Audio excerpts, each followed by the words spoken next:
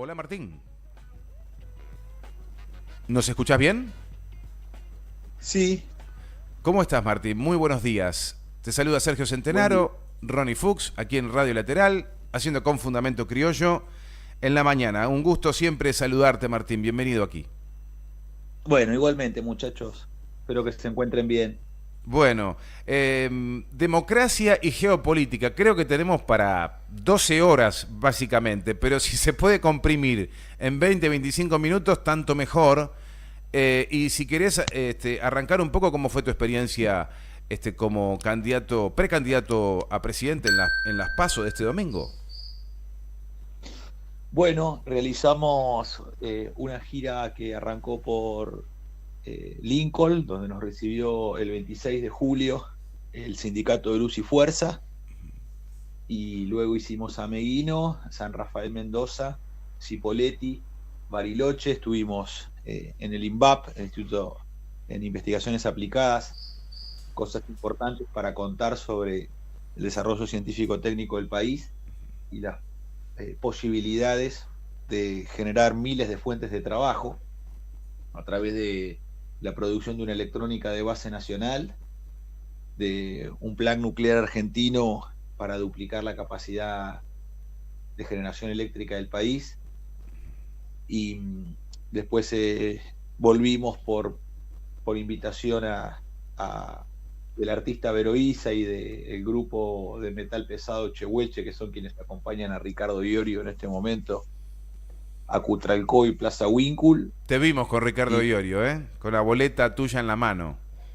sí, primero estuvimos con los muchachos que son quienes lo acompañan, que son los pibes que eran de Auniquén, un grupo en su tiempo que eran muy chiquitos. El batero se acordaba que había tocado conmigo en Cemento cuando él tenía 12 ¿Vos años. sos músico? ¿Vos sos músico? Era. Ahora solamente para los amigos, de manera más de entre casa. ¿Qué tocabas? La guitarra. Pero, Toqué la guitarra eléctrica muchos años. pero, Ahora solamente la criolla y me dedico a la samba y a la milonga y al tango nada más. pero ¿hacías música heavy? Claro, hacíamos metal pesado. Y ahí Ricardo nos dio la oportunidad de tocar con él, pero siempre fue un hombre muy generoso Ujú. con todos los muchachos que estaban en el género. Y, y bueno, siempre dio oportunidad a todos. Eso de nosotros lo hemos vivido, no es que alguien nos cuente, sino que lo hemos vivido en carne propia. Su generosidad, su don de gente, su manera solidaria de ayudar y a los más jóvenes, y además un hombre sabio. Eh, ¿Y a cómo? algunos le puede gustar más el estilo, a otro menos, eso no tiene ninguna Pero importancia. aparte, ¿cómo nos hace reír? Tiene momentos, tiene flashes que son para la historia. Te hace reír, es tan gracioso, tan pícaro, ¿no? Tan argentino. Es, bueno, es que es un sabio, es un hombre sabio, y además es un hombre extremadamente sensible. Lo que pasa es que su sensibilidad no es una sensibilidad amariconada, es una sensibilidad de un hombre fuerte, de un hombre duro. Vos sabés, Martín, Entonces, vos sabés que estamos acá con Ronnie, que es nuestro compañero, el que hace operación técnica, que es fanático del heavy metal. Entonces, él iba, a medida que vos ibas hablando, iba sintiendo él con relación al don de gente que tiene Iorio, ¿no? Ricardo Iorio. Así que Ronnie ahí te va a saludar. Hola, buen día Martín, ¿cómo andás? Ronnie, buen día, ¿cómo Buen estás? día. Pregunta, ¿banda conocida? ¿Banda o cómo se llamaba tu banda? Víctimas de víctimas. Víctima de Tocamos víctima. desde el 95, tocamos más o menos del Ah, 95 hasta el 2005, 10 años tocando en vivo, palo y palo. justo cuando me fui de Buenos Aires. Bueno, hicimos muchísimos conciertos. Mira vos. Tocábamos 2 veces por mes, era mucho para la época. Era Sí, sí, bastante. una banda. Una Y banda. sí, Eh, y a Ricardo lo hemos visto también, cómo la plata que ganaba eh, en Buenos Aires, en los lugares donde cortaba muchas entradas, sí, nosotros hemos visto cómo él la gastaba para ir a tocar al interior profundo del país. claro, sí, sí. Sí, estuvo acá por Misiones, anduvo mucho en Oberá, que era la capital del heavy metal en los 90, anduvo mucho por Sí. acá. Sí, además vos viste que él, por ejemplo, estaba tocando, no sé, en Cemento para 2.000 personas Ujú. o en algún lugar con esos números, O esas cantidades, y un después Obras con se diez iban. mil ¿viste? Sí, después se iban de gira y tocaba para 7. Sí, sí, sí, sí, Nosotros lo tal vivimos cual. eso. Nos hacía, Y toda nunca la se hizo banda drama. la ponía, la gastaba en. No, no alcanzaba ni para pagar la nafta, no alcanzaba ni para pagar menos el sonido. Entonces, eso es importante porque eso es una escuela. Sí, sí, sí, sí. Eso no es meramente una banda que toca, eso es una escuela de pensamiento, es una escuela de la vida, porque se vive de una misma manera de la cual se piensa. Entonces eso es lo que ha llevado a que se ha convertido, obviamente, para mí en uno de los artistas más importantes de este momento, y hay algo que quiero resaltar, que es nuestra escuela. Eh, no quiere decir que haya otro que también sean buenos. Eso después, con la música, cada uno tiene su gusto, pero hay cosas que resaltar. Porque si las cosas no tienen jerarquía, si las cosas no tienen rango, si no hay principio de autoridad, en esta mezcolanza Mm. vamos al infierno, los argentinos. Entonces, hay que resaltar algo. Abel Fleury fue un guitarrista que hace 120 años atrás reunía a los escuadrones, que eran grupos de 100 guitarras de argentinos, reunía 100 guitarras en un pueblo y sobre un tablado, sin amplificación, imagínate lo que era esa época, sin amplificación, sin un sonido como existe ahora, esas 100 guitarras tocaban una misma melodía criolla. Esos se llamaron los escuadrones. Esos escuadrones de Abel Fleury fueron la fundación de lo que se llama el nacionalismo musical argentino. El nacionalismo musical argentino. Mira vos. De allí, entre otros guitarristas que han salido de esos escuadrones, salió Cacho Tirao. Ah, sí, lo conocí. Sí, señor. Yo no sé si decir que Cacho Tirao es la guitarra más grande del tango, porque se me van a ofender además Sí, varios de mis sí. amigos. Pero Pero, la milonga la tiene clara. pero es uno de los grandes, ¿no? Porque también algún tanguero me va a decir, Martín, está Roberto Grela, por supuesto. Yo a la noche me duermo con Grela. Para dormirme me pongo a Roberto Grela. Me lo pongo con Troilo Grela, un disco extraordinario, y también hay un disco con Leopoldo Federico que se llama Tangos para un patio sin tiempo. Tangos para un patio sin tiempo. Recomiendo que la audiencia se acerque a esa obra majestuosa, que está hecha con un bandoneón y una guitarra. Tangos para un patio sin tiempo, donde está Federico, gran maestro del bandoneón, uno de los 5 grandes, y Grela. Antes, Pero sí. Abel Fleury en el nacionalismo musical argentino, de ahí de esa escuela salen cientos de guitarristas, uno mejor que el otro, y después hay una continuidad en ese nacionalismo musical argentino, donde a la música ya se le agrega la poesía existencial, la reflexión y la pregunta por el ser. Y esa pregunta por el ser, los argentinos no es que la aprendimos porque leímos filosofía alemana y trajimos a Heidegger. No, eso nace de la tierra aquí, de la vida. Que la vida que no viene de ningún lado, la vida es. Y eso nace de la tierra, y eso es José Larralde. Y en José Larralde, el nacionalismo musical argentino adquiere ya la figura, no solamente del músico, de la música nacional, sino la figura profética del hombre decidor de su tierra, del hombre que lo que está cumpliendo es aquello que proféticamente Hernández introduce como la identidad nacional. Aquí me pongo a cantar al compás de la vihuela. Entonces, en ese canto, al hombre que se encuentra en la propia reflexión de su propia existencia, porque lo acosa alguna pena solitaria, y en el cantar no solamente se consuela, sino que en el cantar está buscando el sentido trascendente de la vida. Esa es la figura de José Larralde. Y de la figura de José Larralde nosotros encontramos una tercera etapa en el nacionalismo musical argentino, que es Ricardo Iorio,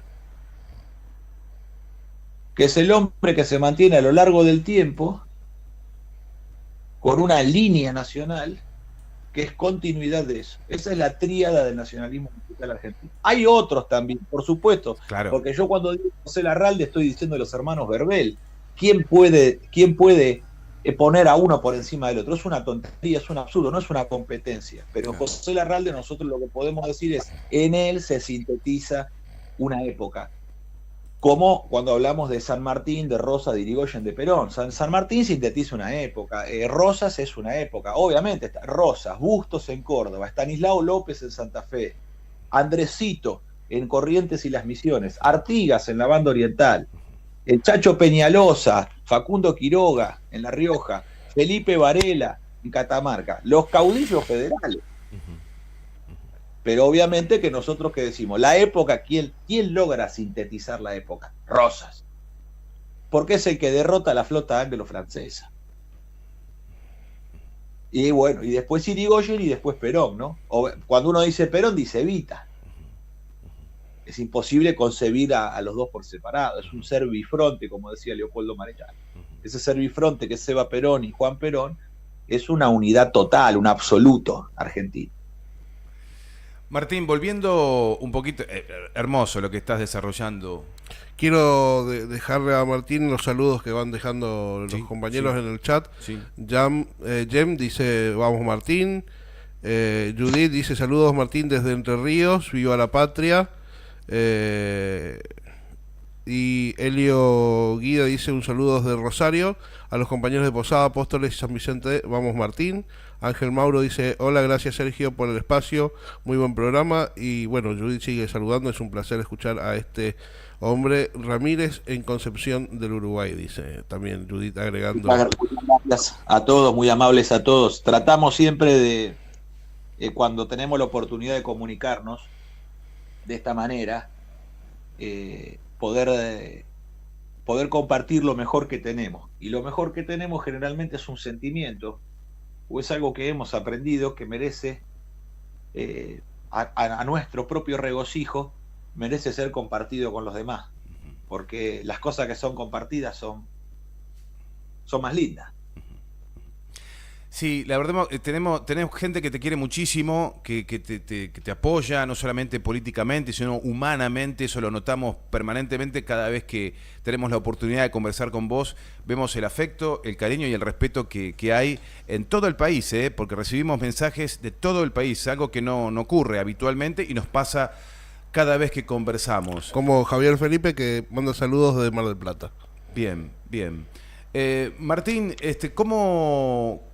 A ver, para volver al tema democracia y geopolítica, bueno, estuviste recorriendo lugares preciosísimos de nuestro país que detallabas al inicio y nos encontramos con un discurso que nos empezó a preocupar un poquito, ya conocidos los resultados de las PASO, que de repente les da lo mismo que el INVAP exista o no exista, o que sea privado o que sea del Estado, y un montón de otras empresas que son del Estado.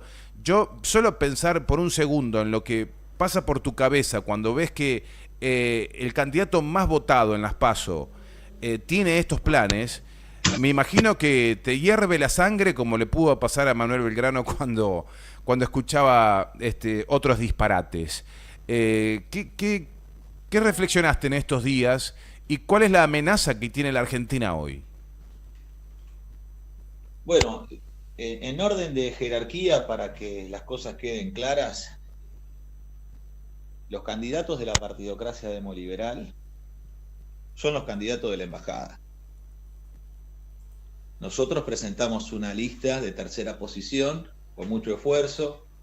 La justicia electoral nos fue podando los cuerpos de la lista, nos sacaron los diputados, nos sacaron los senadores, nos sacaron los parlamentarios del Mercosur, nos quedó solamente el tronco del palo, nos cortaron todas las ramas y nos quedó el tronco del palo, que es la candidatura a presidente. Bueno, con esa boletita corta, la más corta de toda la todas las boletas, nos presentamos.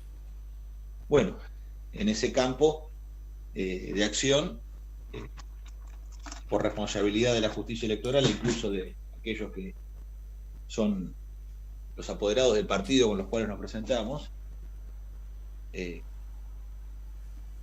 no tuvimos boleta en las urnas que es el voto que viaja con las urnas con la justicia electoral, y los últimos días previo a la elección recién ahí nos entregaron boletas impresas. Y bueno, en esta gira que realizamos, que la hicimos con nuestro propio esfuerzo, con el mango juntado por todos los compañeros para poder imprimir y para poder pagar el combustible y viajar, y luego lo que se dio es que nos quisieron votar en todo el país y no pudieron hacerlo.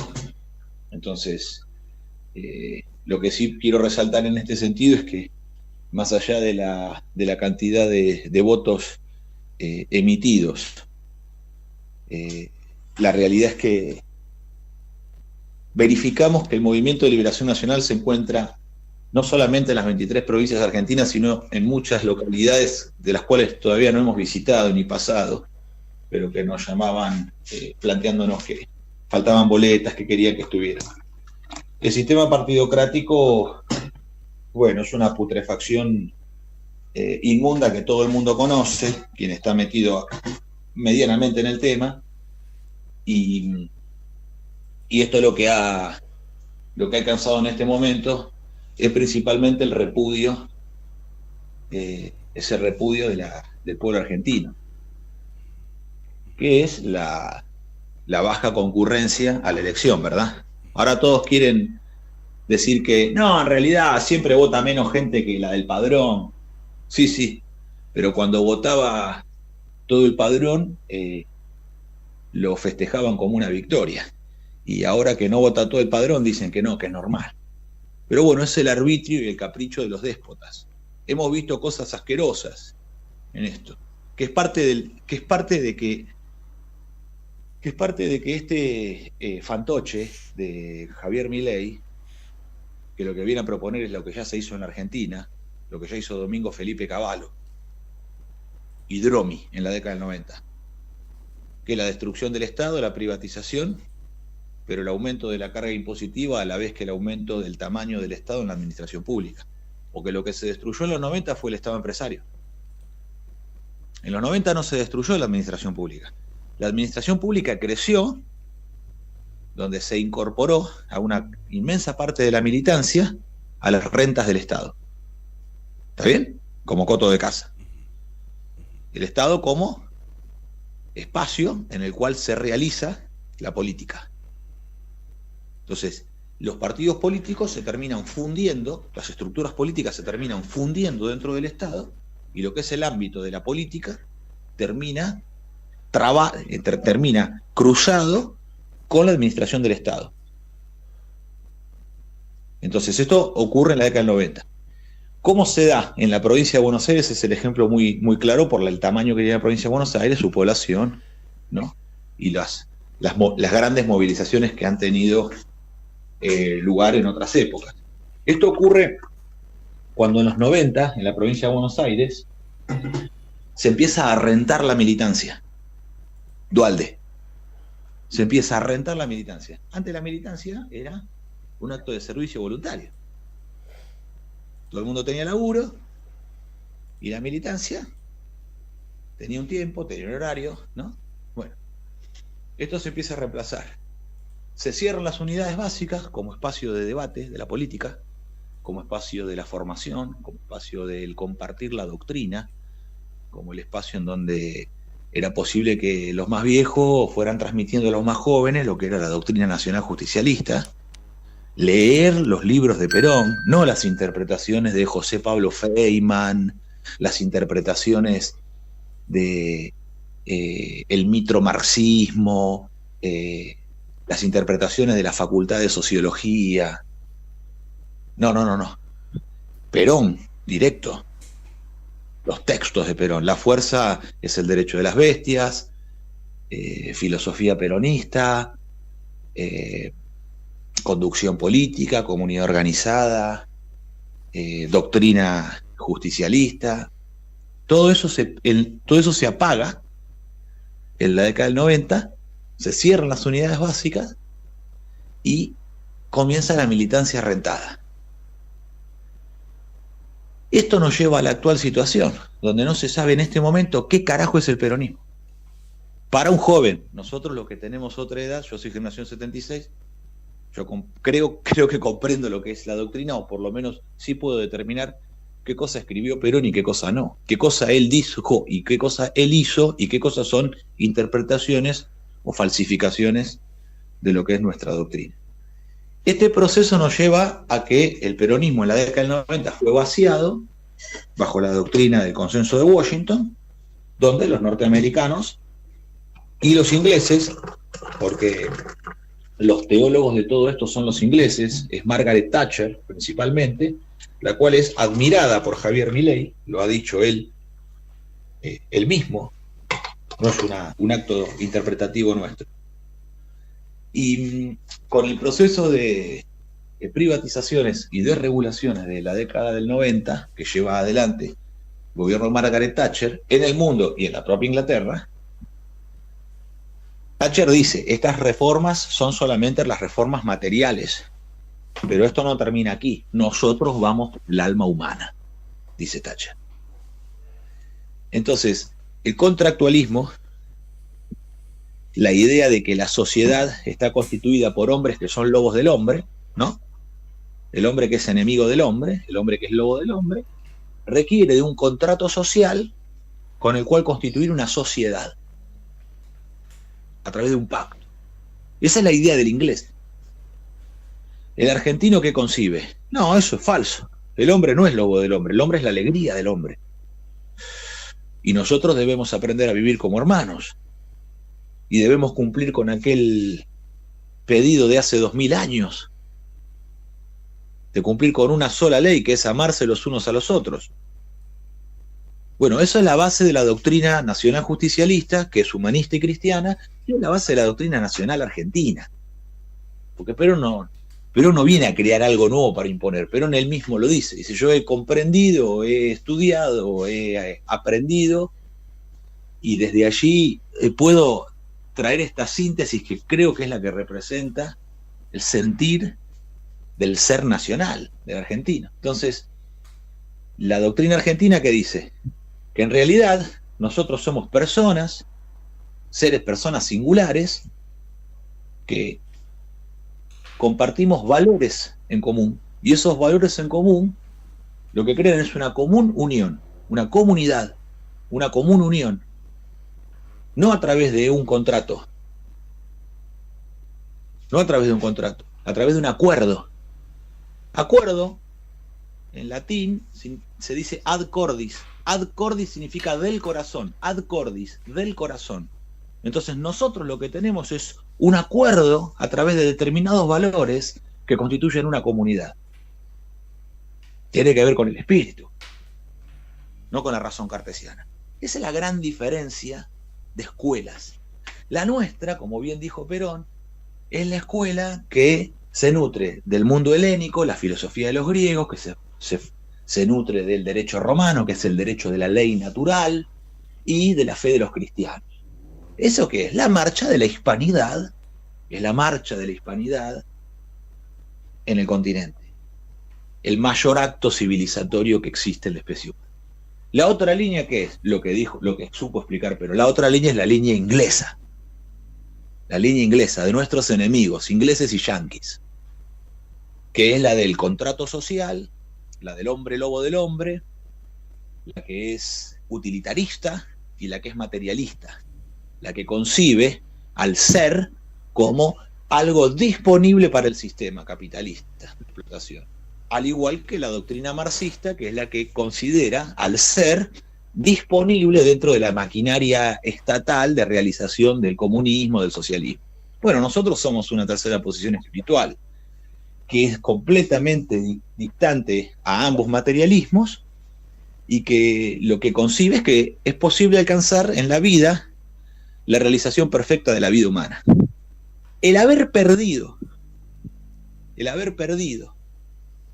esto de la vida comunitaria, me refiero a haber perdido la circulación de esto, porque las cosas tienen que circular para que sean de todos nosotros, ¿verdad? Si esto circula, si la palabra circula entre nosotros, es compartida y constituye dentro de los valores comunitarios, constituye aquel elemento que es el ethos, ¿no? Que es la esencia de nosotros mismos. Cuando esto se pierde, cuando esto se lo mutila, los argentinos quedamos vaciados de espíritu.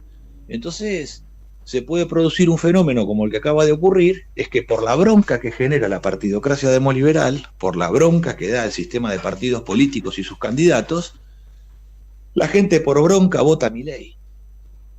Pero porque el vaciamiento es tan grande que los que deberían ser los representantes de la doctrina justicialista en realidad son de la embajada yanqui. Entonces, ¿dónde está el peronismo? El peronismo está emboscado. Los peronistas son emboscados. Se encuentran en la emboscadura. Se encuentran fuera de la polis, fuera de la política. Como Iorio, que está por fuera. Como Alberto Vuela, que este viernes nos vamos a reunir con él a conversar.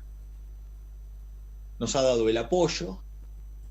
Nos ha dado el apoyo y el voto. No sé si don Alberto nos pudo votar porque no había boleta nuestra en ninguna parte, pero después, mañana, el viernes le consulto y después les notifico, muchachos, y les cuento el resultado de la conversación. Pero quiero explicar, me parecía importante explicar el trasfondo de vaciamiento cultural, de tradición, de doctrina, de pensamiento nacional, porque el pueblo argentino no es estúpido. El pueblo argentino está buscando cómo hacer tronar el escarmiento y el martillo más cercano que encontró es este fantoche que no sabe nada de economía, que no sabe nada de producción, que no sabe nada de ciencia y tecnología, que no sabe nada de nada, porque no aguanta un debate con nosotros ni 5 ni 2 rounds. Por eso para nosotros es importante entrar, pasar las pasos para meternos en el debate presidencial, porque con la espada de nuestra doctrina podíamos cortar las tinieblas que se ciernen sobre la patria, pero teníamos que teníamos que alcanzar el escenario, porque en ese escenario nuestra espada corta, pero lamentablemente no lo pudimos alcanzar. Entonces nos vamos a encontrar en un debate presidencial donde la embajada va a poner a sus distintas opciones, y eso es lo más triste de todo.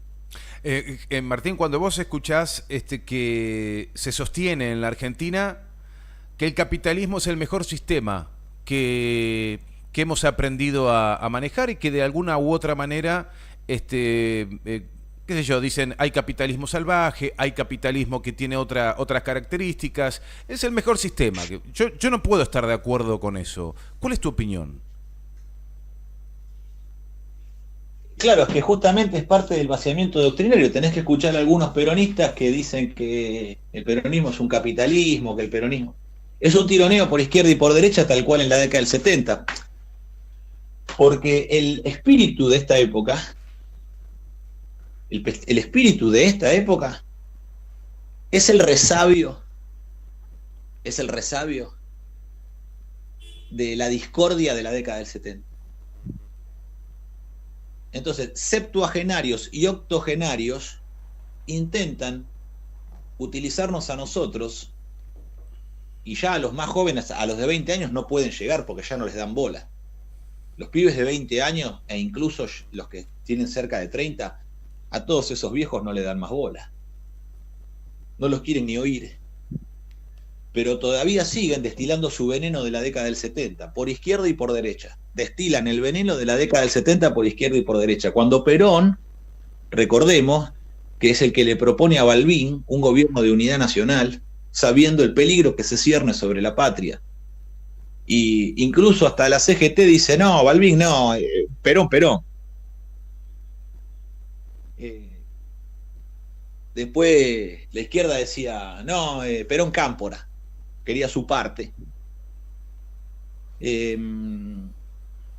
La Unión Cívica Radical, Alfonsín y Angelós se oponían a que fuera Balbín, en contra también. Estaba solo Perón, con su iniciativa. Mirá qué lucidez, ¿no? Qué hombre sabio, que ve más allá del tiempo. Y cómo él, que sacó el 62,5% de los votos, junto con Isabel, sin embargo... Martín, ¿hubieras hecho lo que hizo Cámpora? Suponete que te hubiera tocado históricamente hacer esa movida de ajedrez. ¿Hubieras hecho lo que hizo Cámpora? Cámpora fue un acompañante de Perón que cumplió el rol que cumplió y que se le quiere dar pero vos lo hubieras hecho. ¿Vos lo hubieras hecho? No tiene. ¿Y qué otra cosa iba a hacer? Cámpora. Pero lo hubieras hecho por Perón vos. Pero por supuesto, cualquier justicialista de ese tiempo hubiera hecho lo que había que hacer en función de lo que la conducción determinara. Está perfecto. Porque la conducción verdaderamente estaba por encima de cualquier otro tipo de organización y de otro tipo de... lo de Perón era extraordinario, no era una cosa... bueno, tenemos a Perón o tenemos a 2 o 3 más. Si no es Perón, que sea Bandor. No, eso ya lo intentaron. La embajada norteamericana ya intentó de que si no era Perón, que fuera Bandor. Y así terminó Bandor. Perón se lo dijo, o lo matan los yanquis. Este se cree que es tan vivo que le puede fumar la guita a los yanquis. O lo matan los yanquis o lo matamos nosotros. Y bueno, así terminó. Entonces, la realidad es que el vaciamiento en el cual nos encontramos hace que adentro del propio peronismo, me refiero al partido, a la estructura, el aparato y el Estado, ¿no? El Estado. Porque además ya se ha visto. Vos fíjate que cuando gobernó María Eugenia Vidal en la provincia de Buenos Aires, todos los cuadros de conducción de segunda, tercera y cuarta línea se los ponía Sergio Massa. ¿Está bien? De vuelta. ¿Cómo? Los cuadros de conducción de gobierno de la provincia de Buenos Aires, cuando gobernaba María Eugenia Vidal, ellos no tenían cuadros propios. El Macri no tiene cuadros propios. Vidal no tiene cuadros propios. Llegan sin nada. Tienen que salir a alquilar los cuadros de conducción. ¿Dónde los encuentran? Bueno, obviamente que las multinacionales y las embajadas los nutren con sus propios cuadros. O sea, la Fundación Mediterránea, el SEMA, el Centro de Estudios Macroeconómicos, todos esos serpentarios del liberalismo real, no del liberalismo ideal utópico. Porque una cosa es Milei, que es eso, que es la Fundación Mediterránea, que es el SEMA, que es la usura internacional. Eso es Milei. Ya se hizo lo de Milei. Es la destrucción de la Argentina. Es la privatización, la desregulación, la destrucción del país. No lo va a poder realizar además. Eso que dice tan desembosadamente que va a hacer, no lo va a poder hacer. Pero para cerrar, porque no... Lo vamos a llevar puesto. Lo vamos a llevar puesto. Y además otra cosa más. Porque acá la lucha no es solamente la lucha electoral y acá terminó. Nosotros vamos hacia una lucha total. Y esto es lo que vamos a conversar el viernes con Roberto Vuela. Hay algunos que plantean que hay que dar una batalla cultural. Está bien, acordamos.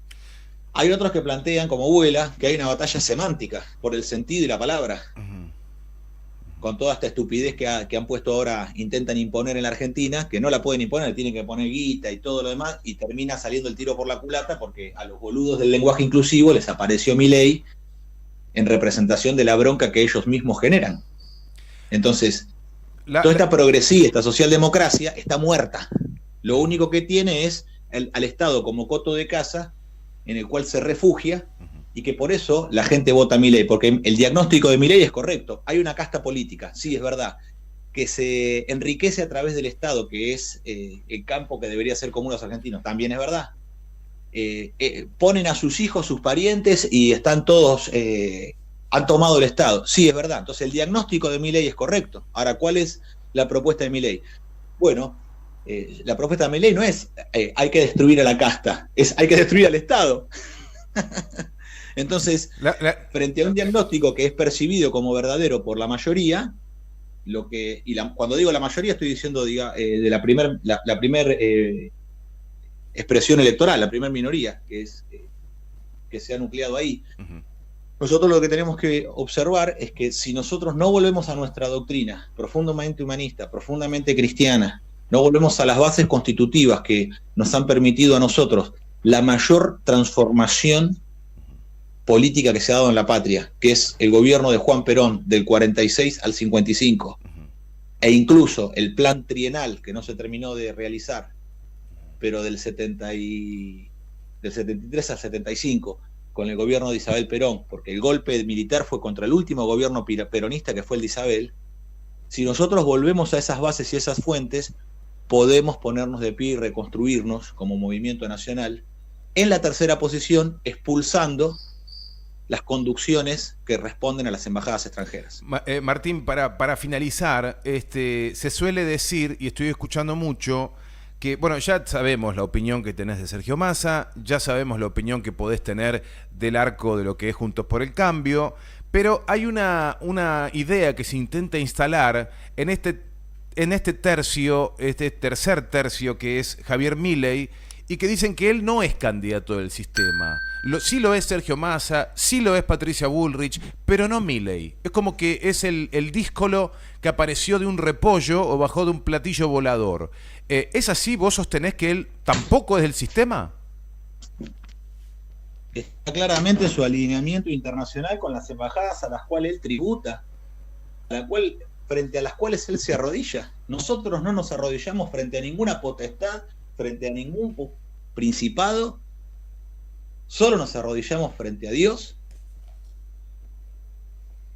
Pero Milei se arrodilla frente a la embajada de Israel, a la embajada norteamericana y al Foreign Office inglés. O sea, es del sistema. Plantea hacer un negocio con Malvinas. Si puede vende a la hermana.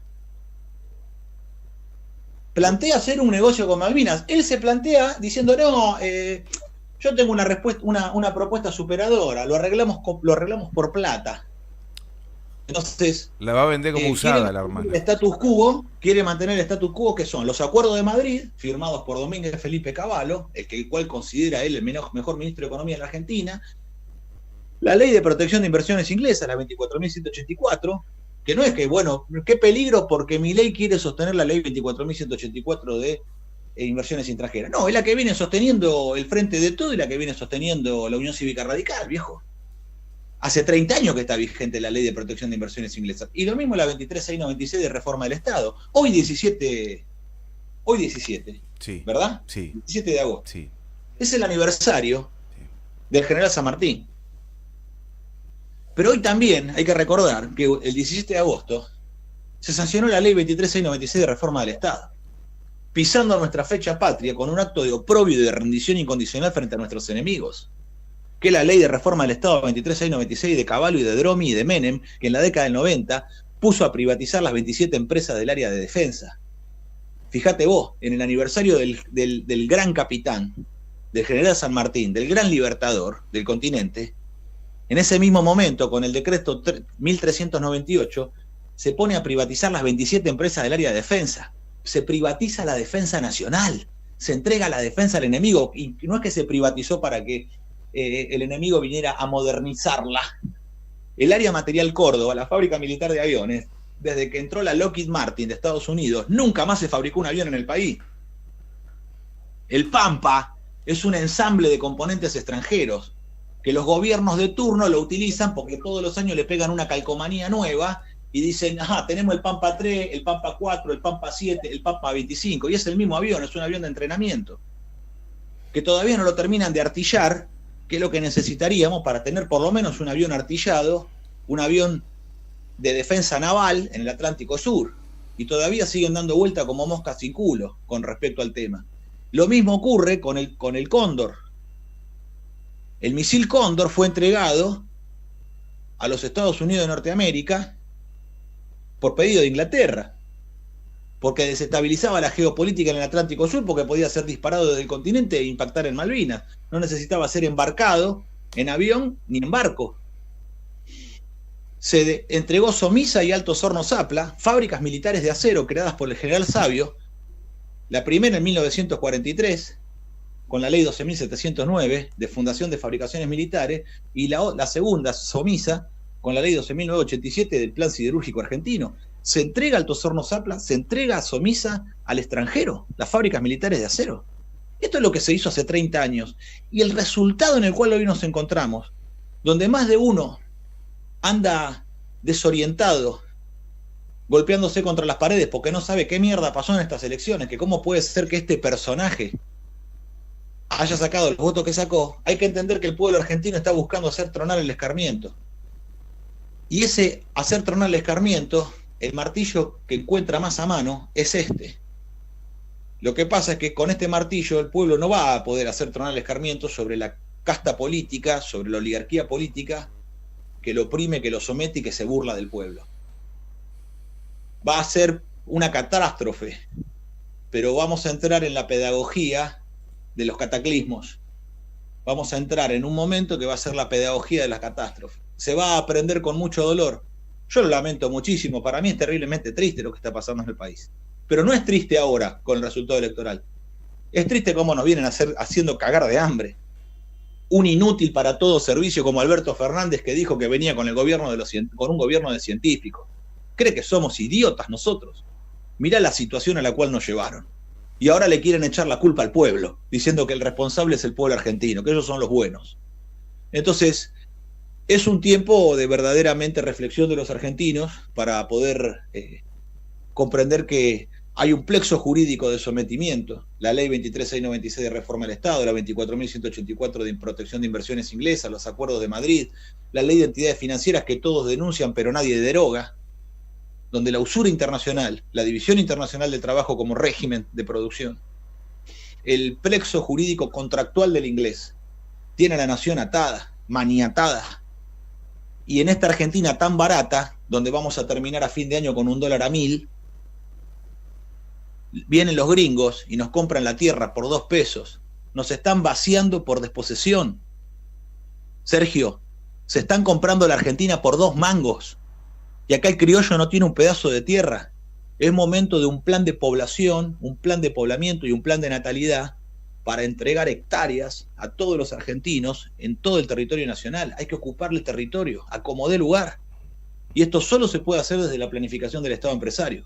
Con el Estado empresario fundando las industrias en la Patagonia Austral, creando las villas férreas para unir todo el territorio con ferrocarril, poniendo los enclaves, poniendo las centrales nucleares para dar abundante energía eléctrica, montando las empresas siderúrgicas allí al pie de la cordillera en yacimientos carboníferos Río Turbio, como en Ipazán en el frente atlántico, y que eso nos permita a nosotros tener enclaves industriales pesados de siderurgia, de energía nuclear, y agregarle valor agregado tecnológico a través del INVAP y el CITEDEF, que es lo que nos tiene que permitir a nosotros una electrónica de base nacional, para lo cual dejemos de ser importadores de cosas que ni pensamos ni diseñamos nosotros, que somos meros consumidores globales de artículos electrónicos, donde nos desplazan a los argentinos de la posibilidad de determinar cuál es la técnica que nosotros tenemos que crear, dominar, y esa técnica qué función tiene que tener en nuestra comunidad. Por eso el campo del pensamiento nacional es a lo que hay que darle nuevamente verdadero rango y vigencia. Es el tiempo, no importa lo que nos lleve, es el tiempo de la doctrina nacional, es el tiempo de la tercera posición. Martín, bueno, nos acabas de obsequiar una entrevista de colección, ¿sí? Que vamos a compartir todo lo que podamos, ¿eh? Queremos agradecerte profundamente, ha sido extraordinario escucharte una vez más y ojalá tengamos la oportunidad en el futuro de volver a conversar, ¿eh? Lo necesitamos. Te mandamos un abrazo muy, muy grande. Muchachos, muchísimas gracias a todos y después de este viernes, cuando conversemos con el sabio de Vuela, después les mando un mensaje y les doy noticias de la faena. Será muy lindo. Y lo compartimos con la audiencia. Les mando un abrazo grande a todos y tengan muy buenos días. Gracias, gracias. Martín Ayerbe, del Movimiento de Liberación Nacional, ustedes lo han escuchado. Es realmente muy claro, pero muy claro y muy valiente.